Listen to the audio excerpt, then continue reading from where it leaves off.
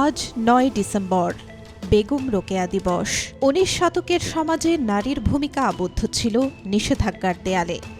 ঠিক সেই সময়েই শিক্ষা, সচেতনতা, অধিকারের প্রশ্নে কলম ধরেছিলেন এক নারী, বেগম রোকেয়া সাখাওয়াত হোসেন।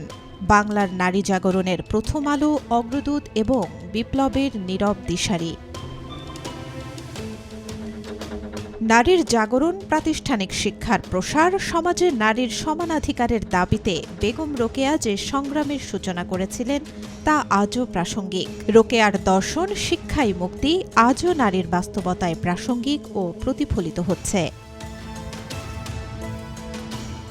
স্বামীর উৎসাহে শিক্ষার সুযোগ পেলেও সমাজের তির্যক দৃষ্টি ছিল তার প্রতিটি পদক্ষেপে। কিন্তু শুরুটা যত কঠিনই হোক, রোকেয়া বুঝেছিলেন নারীকে মুক্ত করতে হলে চাই শিক্ষা। তাই পর্দার আড়াল থেকে শুরু করেন কলমের প্রতিবাদ, যুক্তির সাহস, মানসিক শৃঙ্খল ভাঙার আহ্বান।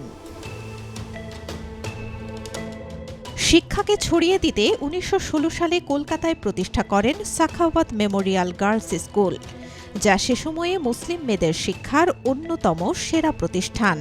রোকেয়া শুধু স্কুলই প্রতিষ্ঠা করেননি, বরং অভিভাবকদের রাজি করাতে গেছেন দরজায় দরজায়।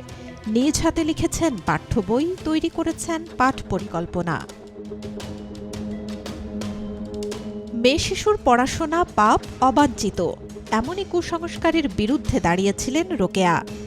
অর্থের অভাব, সমাজের বিরুদ্ধতা, প্রবল প্রতিবন্ধকতা কোনো কিছুই তার লক্ষ্যকে থামাতে পারেনি। তিনি বুঝেছিলেন নারী শিক্ষা মানে শুধু অক্ষর জ্ঞান নয়, মননের মুক্তি। বেগম রোকেয়া শুধু শিক্ষাবিদ নন, একজন বিপ্লবী সাহিত্যিকও। তার লেখা সুলতানাস ড্রিম নারী নেতৃত্বে এক কল্পিত দেশের গল্প, কিন্তু একই সঙ্গে পুরুষতন্ত্রকে তীব্র ব্যঙ্গ। এছাড়াও পদ্মরাগ, অবরোধবাসিনী, মতিচুর নারীর আত্মসম্মান, স্বনির্ভরতা আর প্রতিরোধের মহাকাব্য।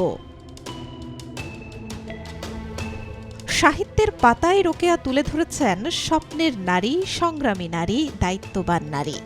তার লেখায় বারবার ফিরে আসে এক কথাই, নারীর অধিকার কোনো দান নয়, এটি জন্মগত।